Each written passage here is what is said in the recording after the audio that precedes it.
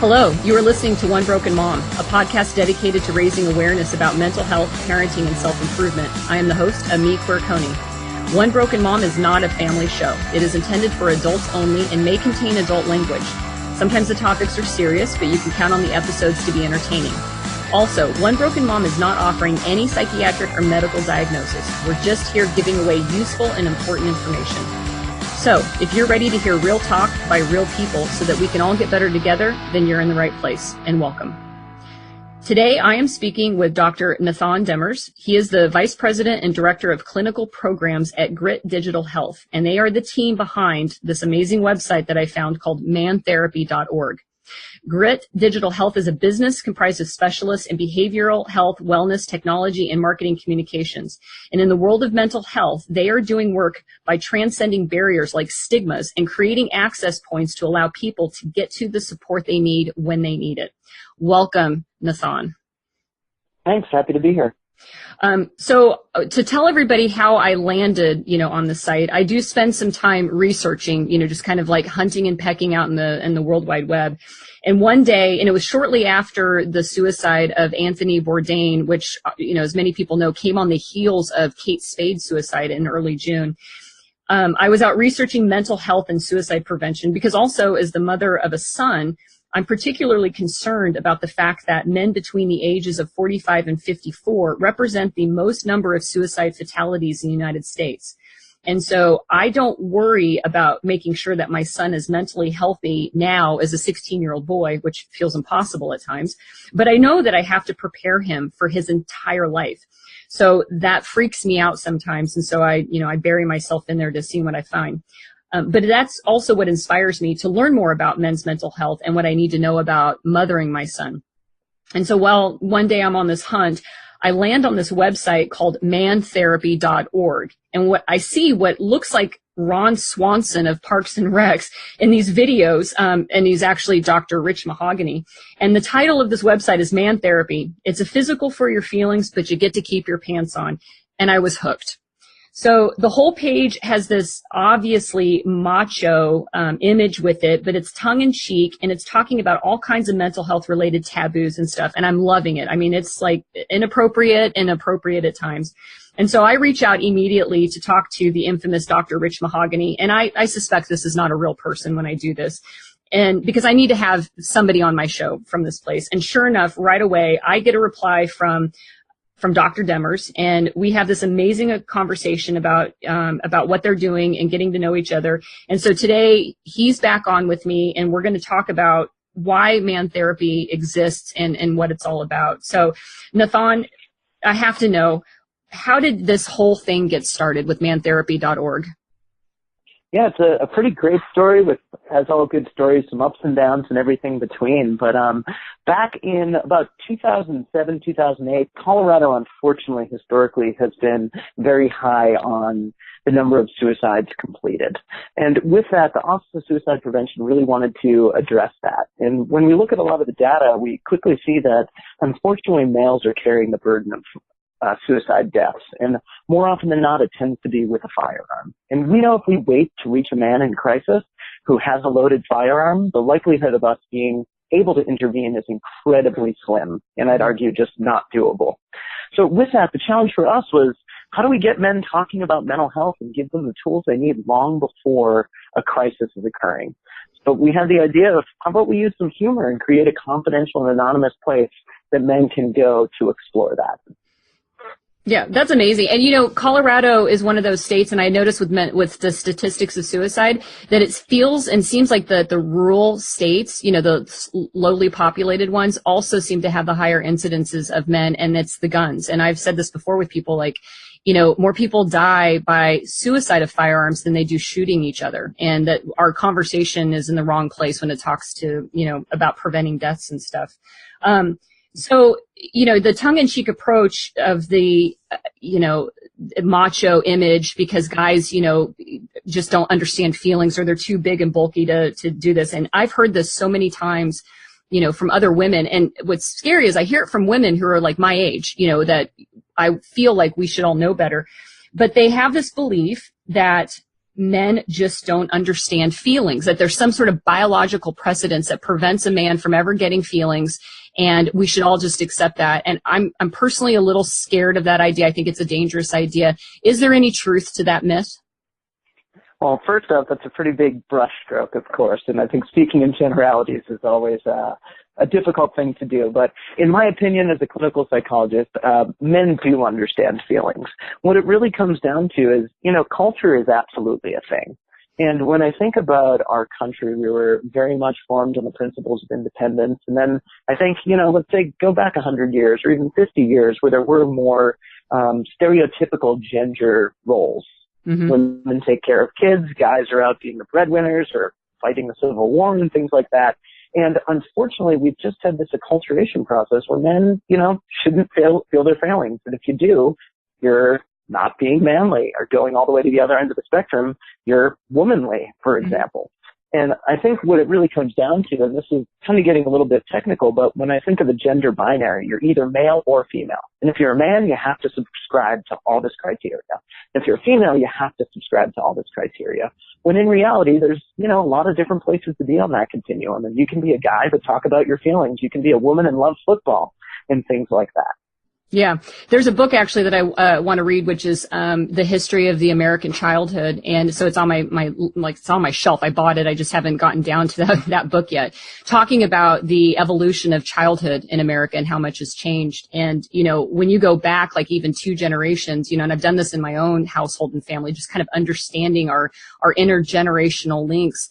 You get to the time of the Depression where, that's another time in our life and our culture where there was a high suicide rate for men, was during that Depression. And at that point in time, kids had to be, mostly boys were pulled out as soon as they were tall enough and forced out into, fields, especially if they were in rural America. They were out working, on a farm, and they were put to work as little humans, and little adults. And, girls were put into their own roles, and everybody kind of just kept parenting down from that. And then I think about with that generational piece is that then those kids grew up and they got to go to World War II. I mean, imagine the stress of that, and of course. Yeah, you just kind of keep, and it got perpetuated with no intervention, of changing any of that stuff. Do you, I saw a study once, I can't quote it, maybe you know what it is, but somebody had said that they thought there was some brain differences between men and women. That may be some factor that's in there, but I don't know if it's really a strong one. Is that something that you've heard, that, maybe processing information is a little bit differently between men and women? So that's not something that I've done a ton of work around. I do know there are some very minute structural differences between men and the male and female brain. However, I personally don't buy that leads to all the differences that we have when it comes to this sort of stereotypical gender roles. So I just don't know enough about that to really speak and dive in there. Sure. So when we, I guess one of the things that I then observe around this particular topic is that if a woman has that bias, they tend to just exclude with their sons, even bothering talking to them about emotions and feelings. And, but yet, maybe talk about it more with their daughters and stuff. And have you practiced, had a practice in psychology where you've treated men directly as a psychotherapist? I have. I've worked with adolescents, college students, families, really across the continuum. And I can absolutely say that system and the idea that parents are treating their young boys differently and young girls differently absolutely contributes to that. And the most simple example, and this is kind of cliche, but a lot of times people say, oh, good boy, you're so strong, you're big, you're independent. And then girls are, oh, you're so pretty, and things like that. And of course, that exacerbates over time when you're constantly saying, oh, you have to get up, rub some dirt on it, you're good. And then coddling, and again, I'm speaking in stereotypes here, but tending to coddle females because, they can't handle it and they need support. That absolutely has a major impact on development and subsequent interactions. Yeah. There was yesterday I did an interview with a young woman who was sharing her story. Part of what I do with One Broken Mom is talk to amazing experts like you. And then I weave into it real life stories of, the rest of us, the humans that are just out here surviving. And this one woman, was brought up with a extremely narcissistic mother, and her her fiance right now is bipolar. And she started to uncover her own, like, wow, I'm not okay, kind of moments by going to therapy with him and going through the family portion of it. And when we touched on, his story a little bit, he grew up in a mixed culture family, white and Chinese, and the dad's attitude was that there was a very strict role of things that men did and what they didn't do. And this young man is a creative artist at heart, but was always told, you can't be that because you're a man, you can't do it. And also given the whole stop crying, be a man, and that, now he's a 28-year-old kid who's just like struggling, with all of that stuff. Any idea where this whole, be a man, stop crying BS, originated from? Yeah, I think it really comes down to what we were talking about before, where, men were the protectors, the hunters and gatherers and things like that. And of course, along with that comes that need to be macho, to be fiercely independent. And I think, men are really striving to be independent and prove to the world that they don't need support. I don't need help. I don't need to talk about my feelings. I can run through walls, whatever it is I have to do for myself and protect my family. But that really just trickles down. And I think, I believe it's in Malcolm Gladwell's book called Blink. He's talking about the importance of culture. And he's talking about in Civil War times, there was actually a mom who lost several children. And one child was dying in her arms and the child was crying. And by child, I mean adult child. He was, I don't know exactly how old, but let's say mid-20s. And he was crying and she looked him in the eye and said, die like your brother did, with courage, and demanded that he stopped crying. Oh my God. And when I think of that, unfortunately culture does persist whether we like it or not. And those are remnants. And let's look at our media. How does the media portray males and females and athletes and things like that? Male athletes don't cry unless it's about their sport. They don't show vulnerability and things like that. So it's really pervasive in all aspects of our culture.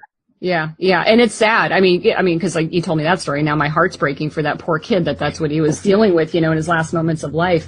And then the other, the negative aspect of it is that showing feelings is a weakness, it's feminine, and that also, persists out there, as well. But we know that men are struggling with their emotions, and so, and that's where, this website, I imagine that's where you guys came about this. So, Man Therapy, the website itself, first of all, you have a place on here where a guy can safely explore the website and learn stuff in private without being ridiculed. And so what kind of topics will a guy find on mantherapy.org that he can dig into?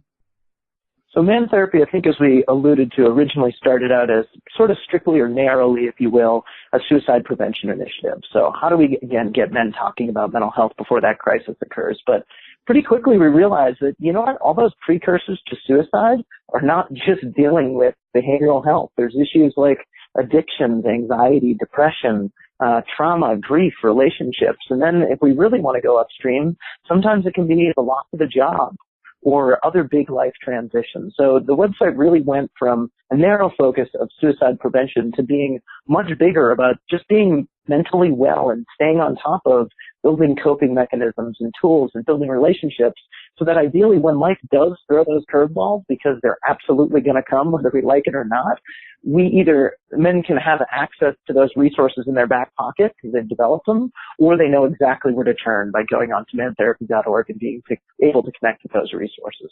Yeah, and that's amazing, because, one of the things that just came out with the one of the online suicide resources was that reaching men at risk is a huge deal, because most of the guys don't have a diagnosed mental health condition. I mean, a lot of people equate somebody who takes their life as suffering from some form of, defect or mental illness, but that's not what appears to be, when in the results, that, there wasn't any, diagnosable, defect in the brain or anything like that. Yeah, just to tease that apart a little bit, there are, of course, incidences of suicide where mental health is a part of the equation. There's instances that aren't. And I can also say that, unfortunately, mental health diagnoses with men are, in my opinion, very much underdiagnosed, because, again, these men aren't reaching out for support, so they're not connecting and not getting that diagnosis. Yeah. So it's a really hard thing to quantify. And when I think of men, especially men who are dying by suicide, they're really at double jeopardy because working age men are at higher risk for suicide and they're the least likely to reach out for support. So it can be such a vulnerable demographic. Yeah, yeah. And we've got, in my own family, we've got an incident of suicide. A great uncle of mine took his life at the age of 65. And he was a man I never even met. And so I'm always searching back through and thinking, well, it's unusual that I never met the man, like ever in my life. He was my grandfather's brother, knew about him but never had a chance. He just disconnected with family and went off, all on his own. Mm-hmm. And then ultimately, took his own life by gun in his garage, when I was a sophomore in high school. And so that's always been one of those thoughts for me. So just to add to that, really tragically, suicide is one of the only preventable causes of death that's actually on the rise. So that and, of course, overdoses that we're seeing with the opioid crisis. So it's really one of those things that says, we can do something about this. We just need to do so and allocate our resources accordingly. Yeah. And I agree with that 100%. And yet we also have there's one of my stories that I share on the podcast is a woman whose dad disappeared out of our community back in December. And she came on and we talked about his disappearance. And I actually, I helped with the search. I helped support the family, but it was hard to get media to say, hey, we've got an at-risk adult out there and we're all trying to look for him, because the media's got the don't cover suicide. And, I know that they've, said, well, we don't want copycats and we don't, there's a risk of that happening. But there seems to be that fine line with, okay, so you don't announce the reality of what's going on, but yet it's out there. We still see it in movies and other, works of fiction. So it's not like there's a complete shutdown of it that we're really working to prevent it. But, we're conflicted with this whole, how do we talk about the topic so that people realize just how pervasive it is and that it is a preventable, in many cases, a preventable condition. Do you have suggestions on your end? I mean, like what you guys are doing? Yeah, well, first off, I completely agree with everything you said there. And, there are actually safe reporting guidelines for media around suicide. There's a lot of do's and don'ts, just like anything else we do in life. And there are ways to report on suicide that we know will not exacerbate suicide. And we know that talking about suicide is actually one of the best things you can do for someone who is having suicidal ideation, because it can be a huge relief to be able to share that with someone. So not talking about it is further exacerbating the issue. And I've done a lot of work with different universities and organizations. And when you don't talk about it, it just further stigmatizes the topic. So there's a lot of benefits in really bringing that to the surface and talking about it as it is, but doing so with safe messaging. Well, and so, because there's two paths that I see. One is when you talk about it openly as a culture and society, you understand the magnitude of it and you start to respect the numbers of people that are dying and that it's double what the homicide rate is everywhere. And then what you're saying is the talking about it is a release and a safety for people contemplating it. Is that right? Mm-hmm, absolutely. So on all the websites that we make sure that suicidal ideation is prominent in the site. It's right next to anxiety, depression, substance use, because we want people to know that, you're not the only one that's experiencing this. And just because I have the statistic off the top of my head, we do a lot of work with college populations, and we actually know that 1 in 12 college students experiences suicidal ideation throughout their time on campus. So knowing that they can have a website that has a button that says suicidal ideation, you're not alone, you can do something about this, is so much better than that student feeling like, I'm the only one who has this and I can't talk about it, I don't know where to get help. And obviously that can lead to a really negative and tragic downward spiral. Yeah. Yeah. One of the things on one of my other episodes, I talked with a couple of young men whose mom committed suicide when they were, teenagers. And we had discussed this idea of the fatigue that happens sometimes with family members when they're dealing with somebody who is, and she, had some real mental health issues. She'd been taking medication. She'd been in and out of, even inpatient hospitalization. I mean, she was struggling. And, but, there's that, people get worn down, the ones that are around that. And we detected that through the conversation that happens. What's some advice for somebody who seems to be in the presence of a family member or friend that's constantly, swimming in that negative space of suicidal thoughts? so that they don't give up on them, or because they're just tired of hearing about it. I mean, I hate to say it that way, but that's kind of they're fatigued for dealing with it themselves. Two ways to answer that question, very much related. So the first thing is the very concept of suicide as a choice. In my professional opinion, I don't think suicide is a choice. And I think having that opinion is actually very much detrimental. Mm-hmm. And I think suicide is a way to end inevitable suffering, or what is perceived as inevitable suffering. So adopting that mindset of this is a person that's really struggling with some very intense pain can be very helpful. And the second piece, taking it over to a medical analogy, all medical health conditions are challenging. Coping with someone who's going through cancer treatment, for example, that's something that on one hand can be very tiring because it's hard and that person feels like crap a lot of the time. There's a lot of appointments and everything between, and you might get tired, quote unquote, of feeling like that, but people don't give up on someone who's going through a battle with cancer. And if we can shift that mindset over to mental health and depression, I think we'd actually have a much more compassionate view and be willing to step into that person's shoes and understand to a better degree, what's so painful that you're actually considering taking your own life. Yeah. Yeah. The other thing too that you hear, you talked about like it being a choice is, and I stop my hand short of slapping somebody when I hear this because, violence is bad. But when somebody talks about suicide as a selfish act, and the remedy in their opinion is to convince this person, what it would do to everyone else around them. And I think to myself, that person actually doesn't give a shit about you. I mean, they're tired of giving a shit about what you need and don't feel like anybody gives a shit about what they need.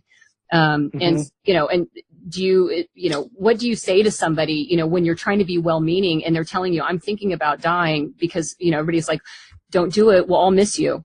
Is there a better answer to that? Well, there's a lot of there's a lot of ways to better broach that topic. So well done. And first off, I just want to put a plug out there there's a number of suicide safe training programs out there.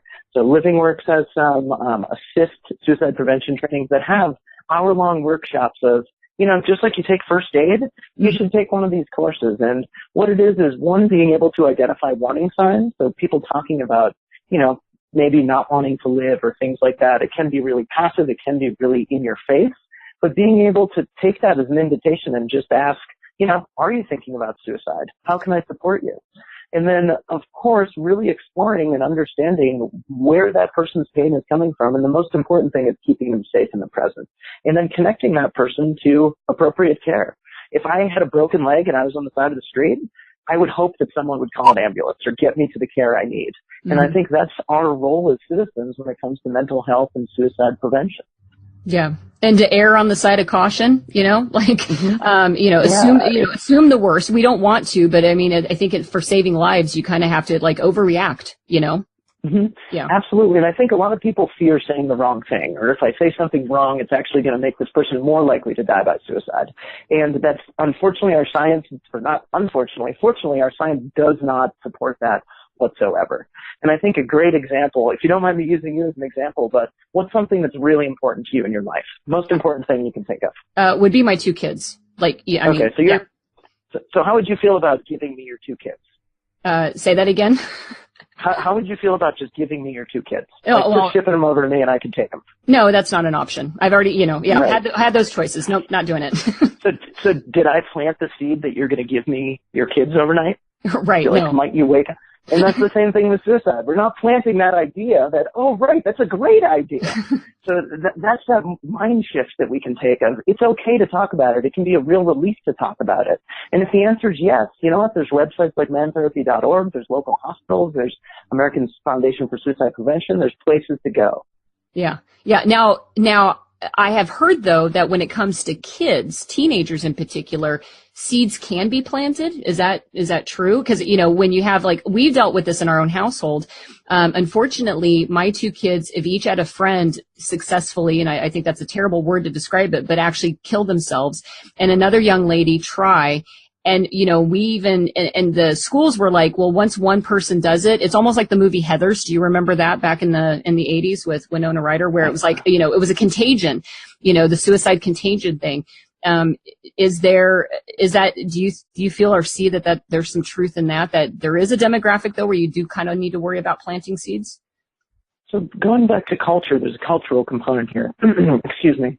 So if I come from a background where suicide, has happened, it is a quote unquote acceptable way to go or end suffering, yes, that might increase my likelihood of suicide.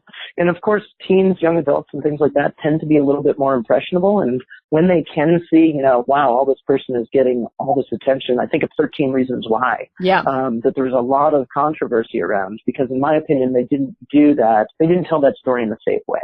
Mm-hmm. Making sure whenever we're talking about suicide that we always have suicide prevention resources linked or mentioned, like Suicide Prevention Lifeline and things like that, is vital. And going back to the media reporting, again, we have guidelines out there. If you literally just type in guidelines for safely reporting on suicide, those exist. There's do's and don'ts that are pretty cut and dry.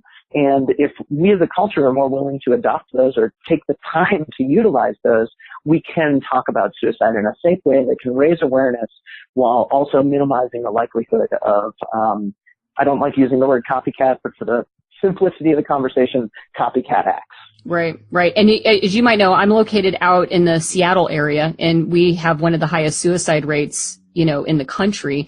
Some people, relate it possibly to the weather, with having it be, rainy and crappy for, several months out of the year. It's not the case right now, but yeah, we all know about it up here, but yet we don't talk about it. And it's definitely never mentioned, which is why when my friend's dad disappeared, she couldn't get any media outlets to, even put the flyer. They're like, if there's a suspicion that he went and killed himself, then we're not covering it, and it was Mm-hmm. frustrating because we didn't know if he had, and maybe he was out there lost or, whatever.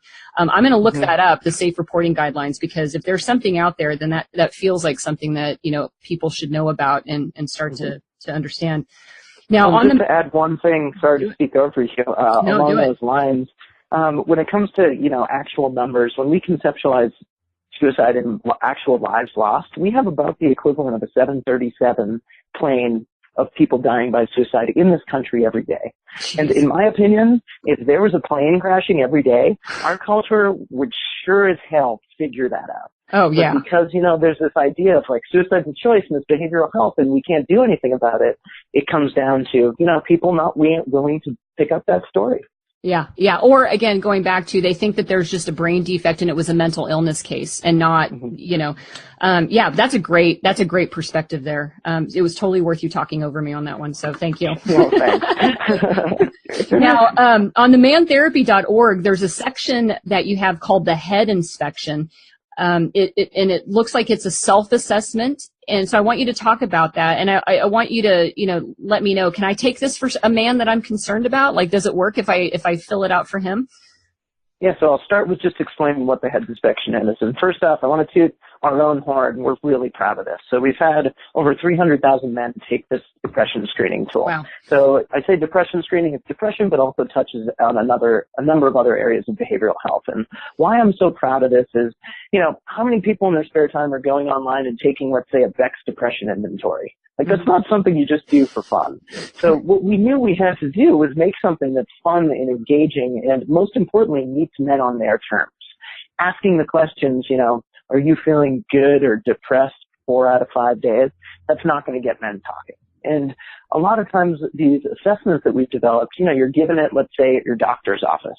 And I know if I fill out these questions in a certain way, I'm going to have a really challenging conversation with my doctor in 5 minutes. So a lot of people just lie, unfortunately. Yeah. So we knew confidential, anonymous, and meeting men on their terms. And I highly recommend that everyone goes to the head inspection and watch the video that sets it up, because Dr. Rich, in a very funny way, says, take a knee, join this assessment, and I'm going to use my handy dandy man calculator. And he pulls out a calculator and pushes all the buttons and says, I'll give you your results. And then he also says at the end, he puts down his calculator and looks back up and he says, and you know what? Don't bullshit me. I hate bullshit.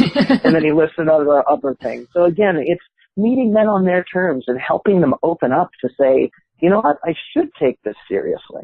Mm-hmm. And as soon as a man finishes this, or woman, or whoever takes the assessment, they're presented different videos that say, you're doing great. You're like a fine Italian sports car.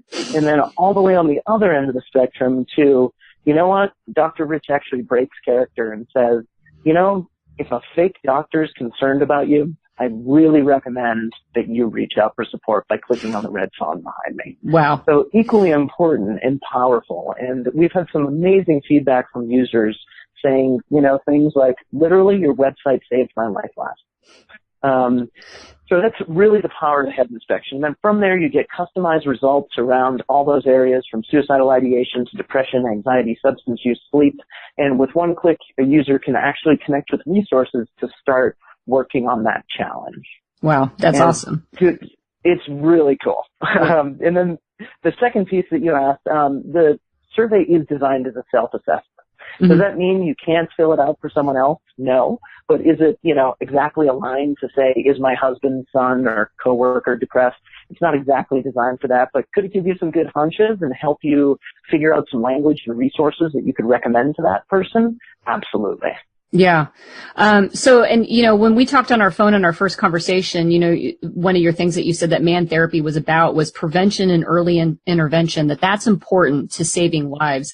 But how do you get a man to see what you see on the outside, which is that, that, he's not sleeping enough, that he's lying on his self-assessment, his head inspection. He said he never gets mad, but you see him worrying, every single day. How do you get them to get to help if they don't think they need it? I mean, is there anything you can do in that situation?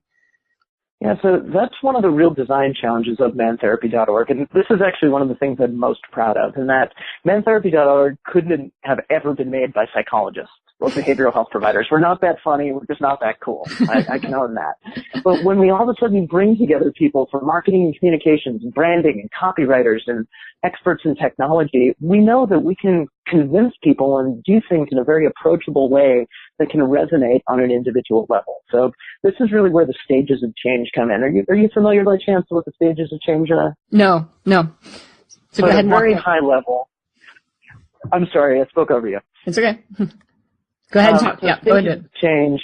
I'm just going to go. Sorry. The stages of change are the idea that people move through a continuum or steps, if you will, of making change in their lives. All the way from pre-contemplative, meaning I don't know this is an issue, all the way to taking action. And let's say I'm someone who has been drinking a little bit too much for some time. Maybe that person will respond really well to a friend or a website saying, hey, go see a therapist. But on the other end of the side, let's say I'm in that pre-contemplative stage. If you say go see a therapist, that person might say, fuck you, I'm good. Mm-hmm. And that's not what we're looking for. So this site has a number of resources that meet people on their terms. So let's take example number one. If I want to find a therapist, there's a therapist on mantherapy.org that I can connect with, a local therapist finder. But on the other side, let's say a man gets results that says, substance use might be an issue for you. Take some of these check out some of these further resources. And then that man learns a little bit more about addictions and how that can be harmful in their life. And that slowly says, I'm raising my self-awareness that maybe this is an issue, and then can slowly guide them towards the steps that they should be taking to take action. Awesome. And so because that was one of the things I wanted to know, is you get a guy that goes through all of this and he gets himself to a place where he's like, I would like to see a therapist. You guys have some listed on there. Are they pre-screened, and do they cover the entire United States? Yeah, so we actually use a partner. It's a third-party therapist provider that's located on the site. It's called HelpPro. We've worked with them. We've sort of made a Man Therapy branded resource like that. So they're a third party, but once you jump into there, you can get to just about any zip code. I can't speak for them, but they have a great therapist database. Okay, awesome. And the only other thing I want to add about men reaching out, the CDC actually is doing a 4-year, $1.2 million study on mantherapy.org. And what they're testing is a man more likely to reach out for support going through man therapy and taking the assessment there versus just, taking a standard behavioral health screening tool? And we're in year 4 of 4 right now, so the results aren't out yet, but I can say things are looking very promising.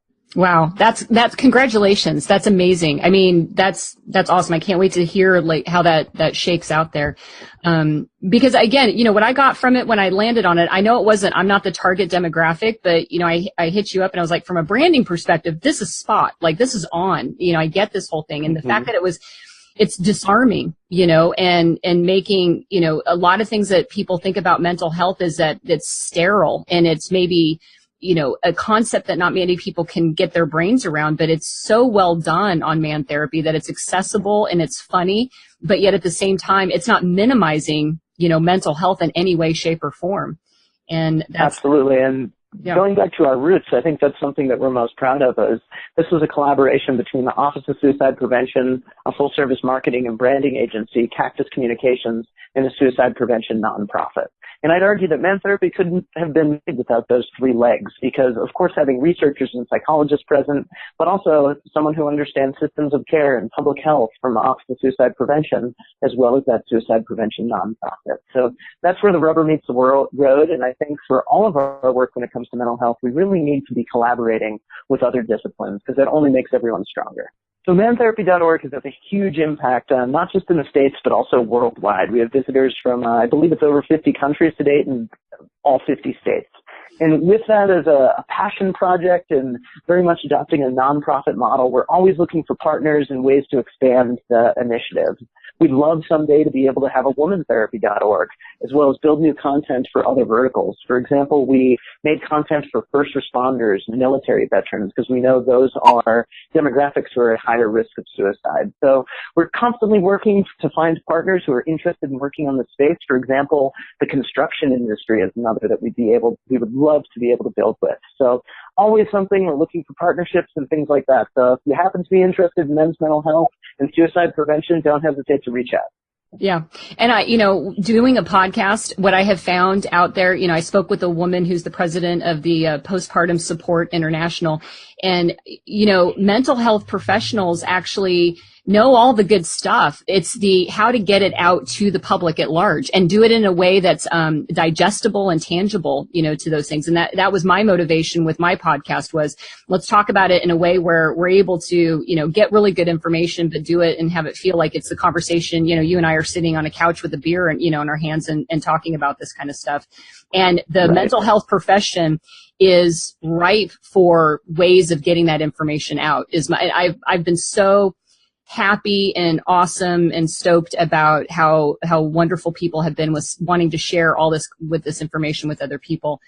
Yeah, it's great, and it feels like the tides are changing. I saw a great mental health presentation about just that, and they did a sort of results or review of all old mental health messaging, and they said, you know what, we're sick of pictures of people with head in hands and head on the floor and standing in the rain. Like, that doesn't sum up mental health. We can do much better than that. Right. Absolutely. So what's next then for Grit Digital Health and mantherapy.org?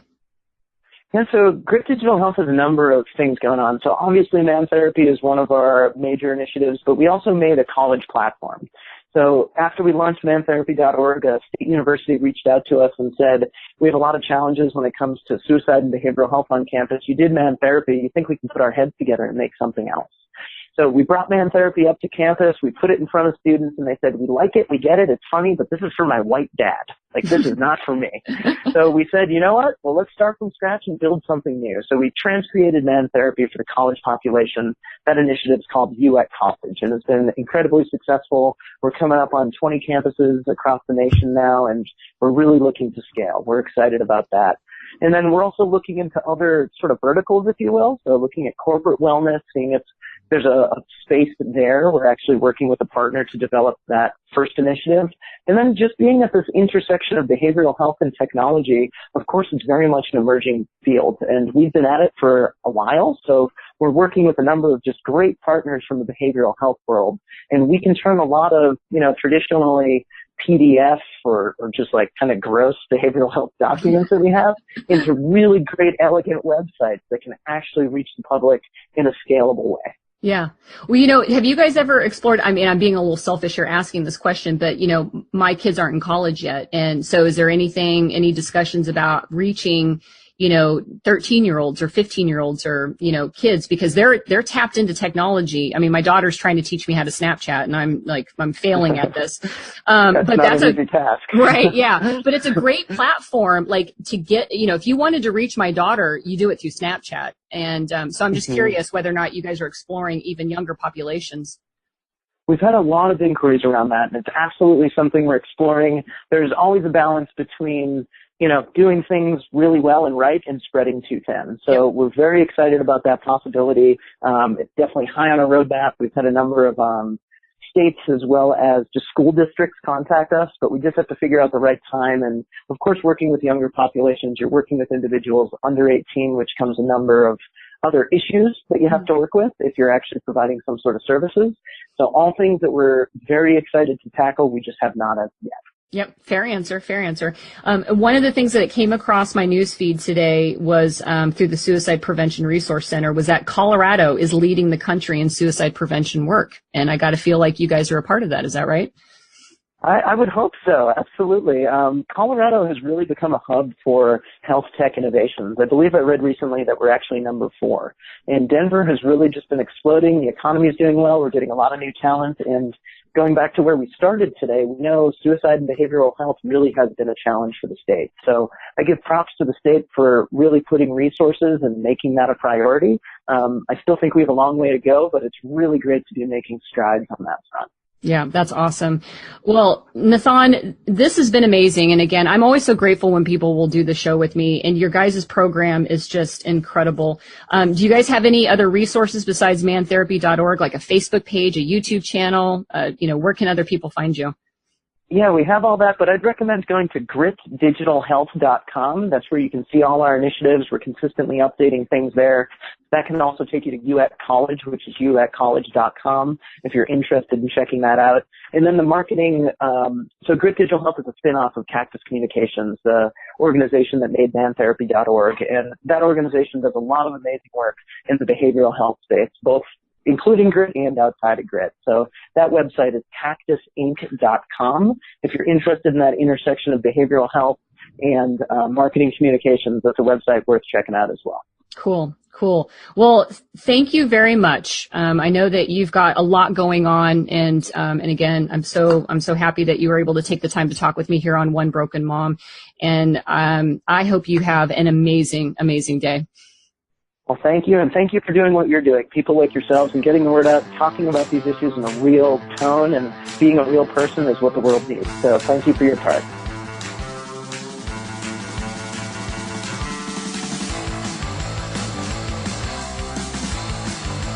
Thank you for listening to One Broken Mom. You can find podcast notes on my website at ameequiricone.com, and there I'll provide all links to all of the resources that we mentioned on the episode. Also, if you have any questions, comments, or ideas for other episodes, feel free to send me an email. And if you are interested in sponsoring the show, I'd love to have you be a part of the team. Finally, if you like what you hear, please share the podcast and leave a review so that others can find it. We are all here to get better together. I am the host, Amee Quiricone, and as always, I am super grateful to have you as a listener. Until next time, have a great day.